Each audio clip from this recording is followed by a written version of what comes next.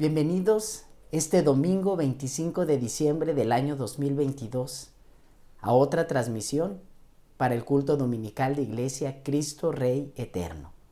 Escuchemos el llamado a la adoración, en esta ocasión en el Evangelio según Mateo capítulo 1, versículo 21 al 23.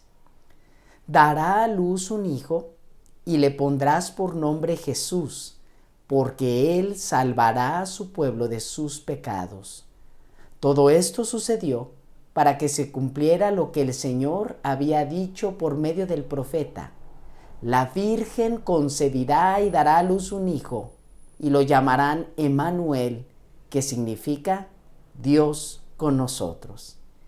Entonemos en familia los siguientes himnos navideños antes de escuchar la predicación.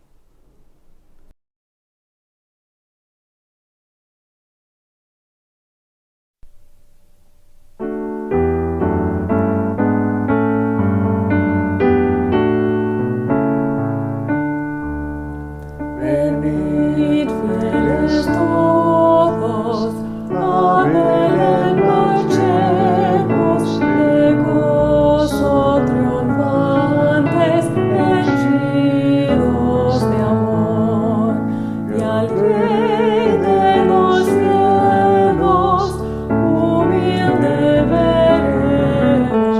Venid adoremos, venid adoremos, venid adoremos al Cristo el Señor. Jesús, celebramos tu bendito nombre con himnos solemnes de grato olor. Por siglos eternos, adórete el hombre. Venid adoremos, venid adoremos, venid adoremos a Cristo el Señor. Venid adoremos a Cristo el Señor.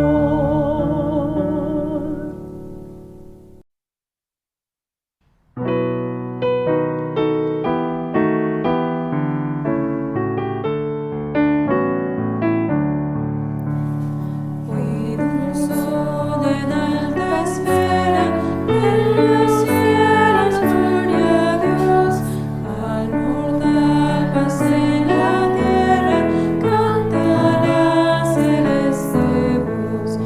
Con los cielos alabemos, al eterno Rey cantemos, a Jesús que es nuestro bien, con el coro de Belén. Canta celeste voz, en los cielos gloria a Dios. Príncipe de paz eterna, gloria a ti Jesús, por salvar los pecadores bajo el seno virginal.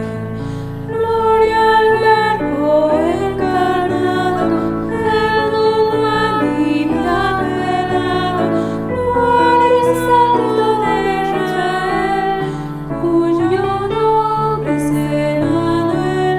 Canta celeste voz, en los cielos gloria a Dios. Canta celeste voz, en los cielos gloria a Dios.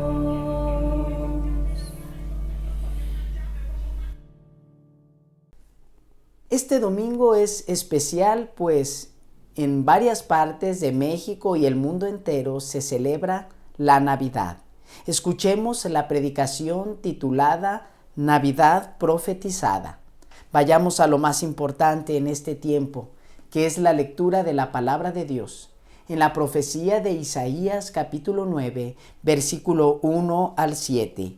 La palabra de Dios dice así, pon mucha atención. A pesar de todo, no habrá más penumbra para la que estuvo angustiada. En el pasado, Dios humilló a la tierra de Zabulón y a la tierra de Neftalí, pero en el futuro honrará a Galilea, tierra de paganos, en el camino del mar, al otro lado del Jordán. El pueblo que andaba en la oscuridad ha visto una gran luz. Sobre los que vivían en densas tinieblas, la luz ha resplandecido. Tú has hecho que la nación crezca, has aumentado su alegría y se alegran ellos en tu presencia como cuando recogen la cosecha, como cuando reparten el botín. Ciertamente tú has quebrado como en la derrota de Madián el yugo que los oprimía, la barra que pesaba sobre sus hombros, el bastón de mando que los subyugaba. Todas las botas guerreras que resonaron en la batalla y toda la ropa teñida en sangre serán arrojadas al fuego, serán consumidas por las llamas. Porque nos ha nacido un niño, se nos ha concedido un hijo. La soberanía reposará sobre sus hombros y se le darán estos nombres: Consejero admirable, Dios fuerte, Padre eterno, Príncipe de paz. Se extenderá su soberanía y su paz y no tendrán fin. Gobernará sobre el trono de David y sobre su reino, para establecerlo y sostenerlo con justicia y rectitud, desde ahora y para siempre. Esto lo llevará a cabo el celo del Señor Todopoderoso. Oremos. Padre, ahora que estamos delante de la exposición de tu santa y divina palabra, ruego que sean gratos los dichos de mi boca y las meditaciones de nuestros corazones delante de ti, roca nuestra y redentor nuestro. Amén. Probablemente una de las épocas más bonitas y esperadas en el año es la Navidad, celebrada precisamente el día de hoy. Las ciudades se visten de adornos y luces. En los hogares se respira un ambiente de paz y alegría. Muchos adornan sus viviendas con nacimientos, pinos llenos de luces de diversos colores. Según National Geographic, es en Gubbio, un pequeño poblado al centro de Italia, que cada 7 de diciembre se enciende el árbol de Navidad más grande del mundo. Mide 650 metros y está formado por unas 1000 luces multicolores que año tras año permanecen iluminadas hasta el 12 de enero. La temporada navideña no solo es luz, tiene otras cualidades. Para ti, ¿qué es la Navidad? El pasaje que leíamos en la profecía de Isaías fue escrito alrededor de 700 años antes de Cristo. El pueblo de Israel estaba a punto de ser llevado cautivo por los asirios, una nación guerrera y poderosa que había esclavizado a varias otras naciones en ese tiempo. Tal y como Dios lo había profetizado por medio de sus siervos, en este caso por medio de Isaías, la cautividad sería para Israel una manera, un instrumento usado por Dios para disciplinar a su pueblo y también para mostrarle su favor. Fue una época en la cual Israel se había alejado del Señor, habían desobedecido, se habían rebelado en contra de Dios y de su palabra. Los primeros versículos son bastante descriptivos respecto a la situación en la cual se encontraba el pueblo de Dios. Leemos lo siguiente en el versículo 1 y 2. A pesar de todo, no habrá más penumbra para la que estuvo angustiada. En el pasado Dios humilló a la tierra de Zabulón y a la tierra de Neftalí, pero en el futuro honrará a Galilea, tierra de paganos, en el camino del mar, al otro lado del Jordán. Al leer estos versos, es necesario recordar en nuestra mente un poco de la geografía de la nación israelita en el Antiguo Testamento. Menciona el territorio de 2 de las 12 tribus de Israel, el territorio de Zabulón y de Neftalí, ubicadas en el tiempo en que se escribe esta profecía, justo al norte de Galilea y al este del río Jordán, el cual también es mencionado en el texto. Providencialmente, estas familias israelitas fueron las primeras en ser subyugadas, esclavizadas por el ejército asirio alrededor del año 733 a.C. En la ruta que llevaba a Siria para la conquista de las naciones, comenzaba al noreste de Israel hasta llegar al centro de el pueblo de Dios de Israel. Esto lo confirma la Escritura al mencionar Isaías que vendría para Israel, para el pueblo de Dios, tiempos sombríos de tristeza y de angustia. El escritor al Evangelio según Mateo, en el capítulo 4, versículo 12, registra el cumplimiento de estos dos versículos, pues es en el tiempo de Jesús, precisamente en el comienzo del ministerio de Jesús, que en tierra de Zabulón y en tierra de Neftalí, en Galilea de los paganos, o como dicen otras versiones, en Galilea de los gentiles, mencionada así en la Escritura como gentiles o una tierra pagana, debido a que en ese tiempo, en el tiempo de Jesús, el imperio romano había tenido una ocupación en esa ciudad, pues ésta se había convertido en una ruta de comercio por la cual extranjeros se trasladaban a dicha región, la región de Galilea.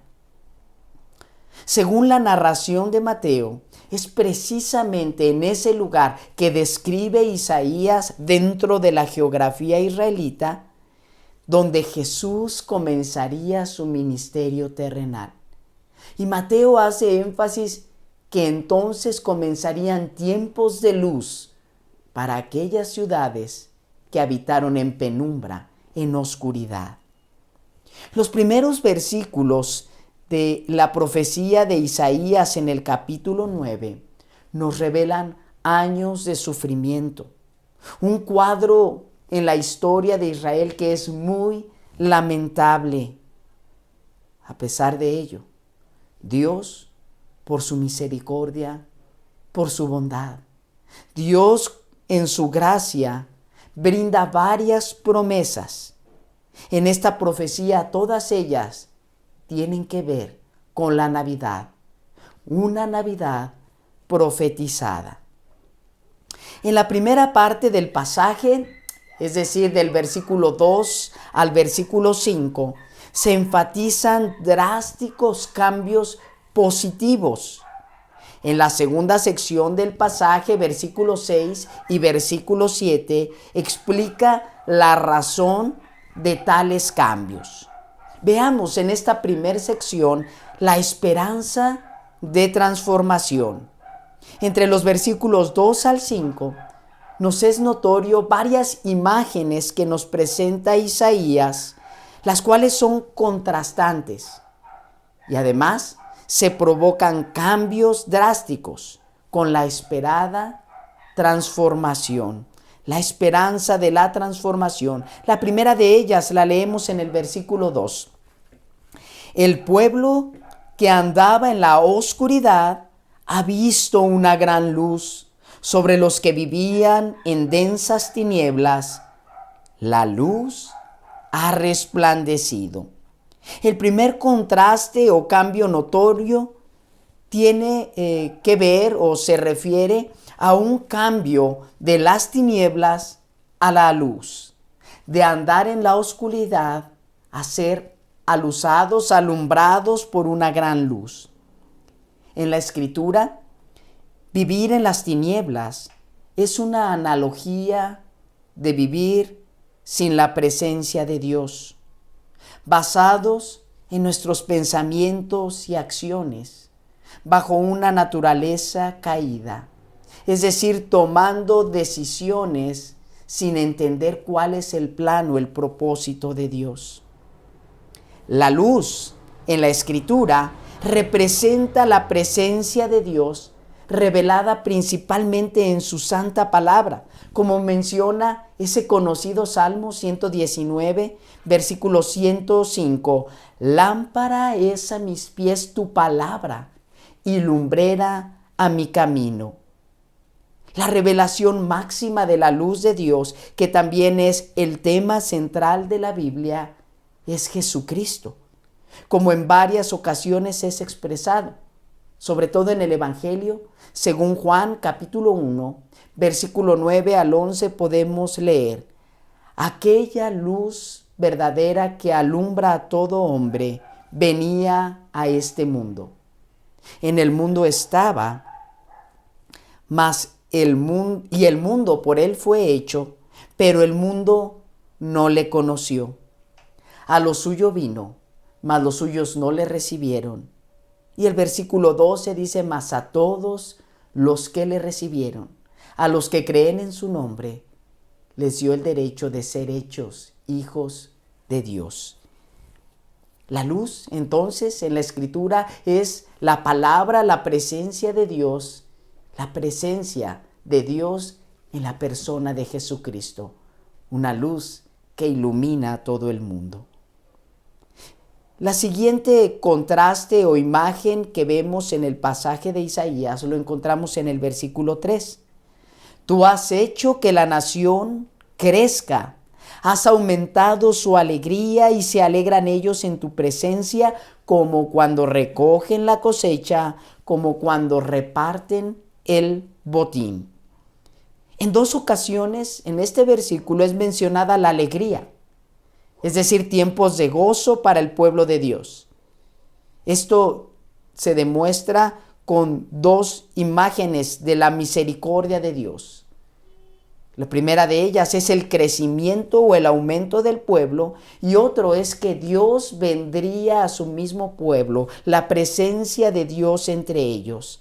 Tal alegría o gozo es equiparada con dos expresiones de abundancia que claramente entendió Israel en ese tiempo. Primero, la alegría que provoca el ir a los campos y recoger la cosecha, los frutos tan esperados con el trabajo de meses anteriores.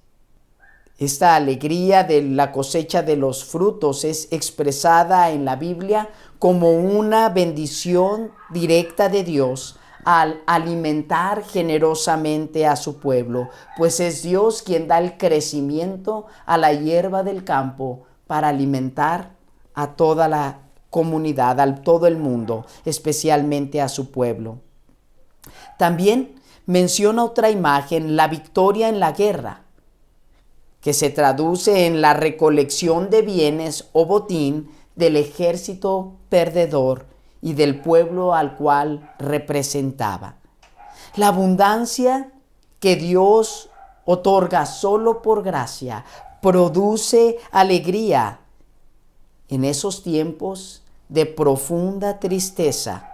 Para el pueblo de Israel, el Señor les brinda una promesa de alegría. Tercer contraste que vemos, o tercer elemento que nos da una esperanza de transformación. Versículo 4. Ciertamente tú has quebrado como en la derrota de Madián el yugo que los oprimía, la barra que pesaba sobre sus hombros, el bastón de mando que los subyugaba. De nuevo, una imagen con tres instrumentos de opresión. La imagen mencionada tiene que ver con un episodio 200 años antes de ser escrito Isaías.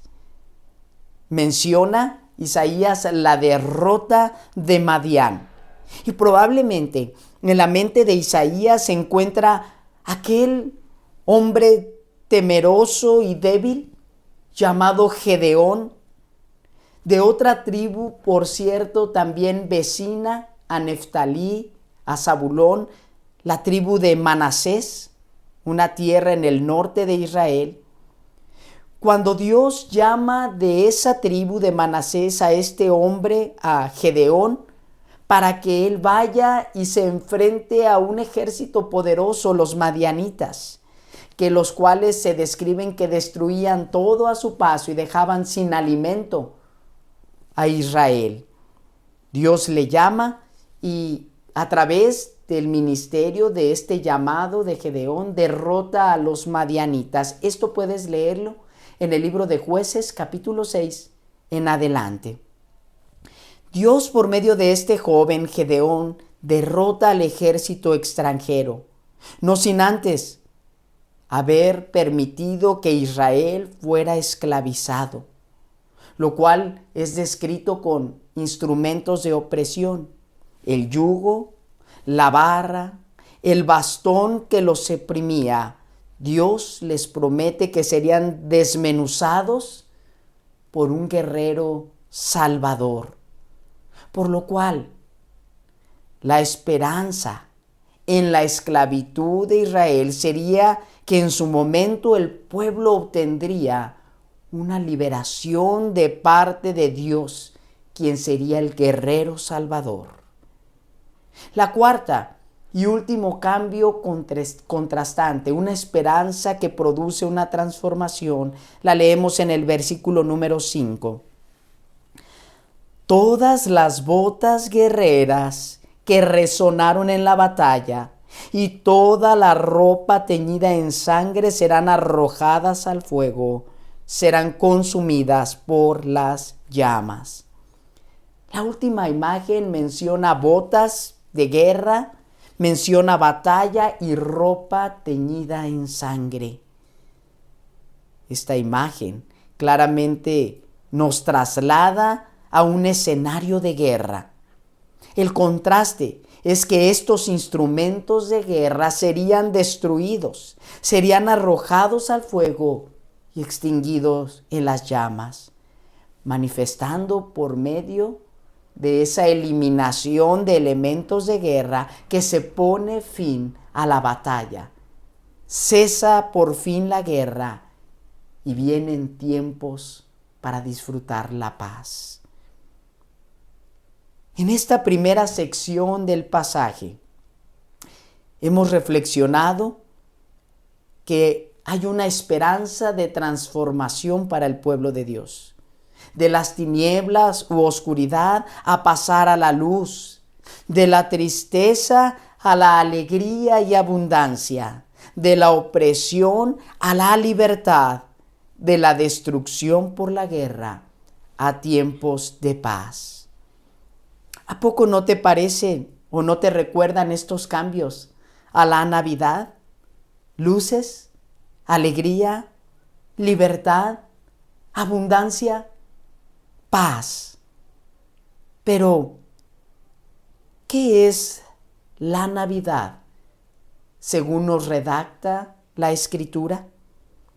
La siguiente sección del pasaje nos describe la razón de la transformación, lo que es la Navidad.